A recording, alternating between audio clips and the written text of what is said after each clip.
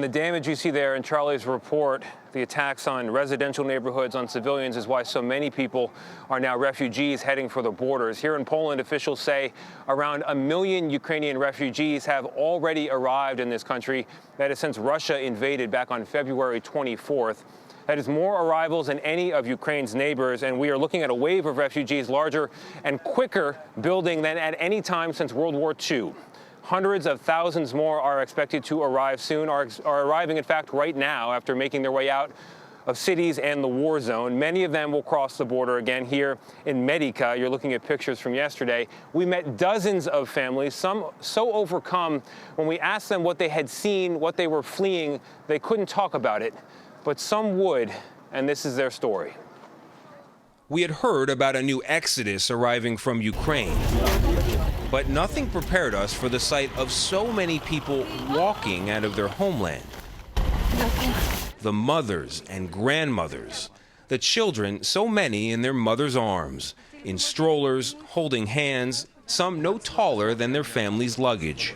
And then there were those we saw waiting for their families to arrive, like this woman in red we saw standing alone, desperate for an end to the violence.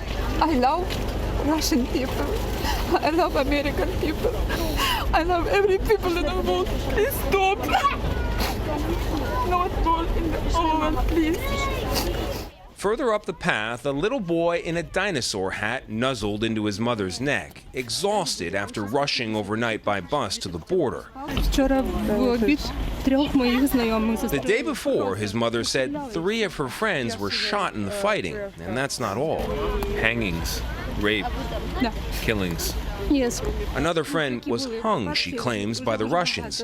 Another, she told us, was raped. She traveled with almost nothing, but in a box of donations nearby, she found her son a new toy, a little yellow school bus. And it made us wonder, what does a kid bring on a trip like this one? Barbie dolls turn out to be one answer, maybe a bag of stuffed animals, or just a single favorite, like Ira the penguin. Hi, I'm Tony, who we met riding high on her father's shoulders. Welcome to Poland, Ira the penguin. What about those fathers and sons and brothers? They can't go any further. All the men aged 18 to 60 in Ukraine are required to stay and fight.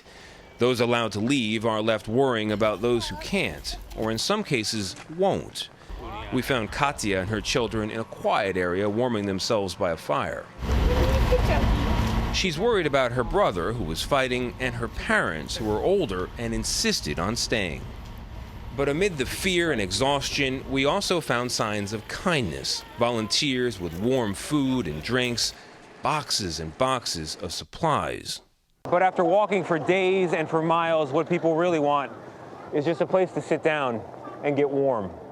When refugees are ready to move on, there's a bus to a more permanent relief center, a former high-end shopping mall converted into a shelter now housing hundreds.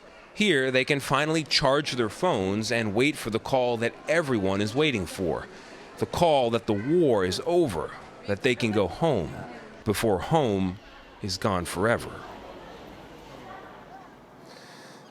And that shelter there, not far from where we're standing, is also a decision point as those refugees who've made it across the border have a chance to decide where they will go in Europe.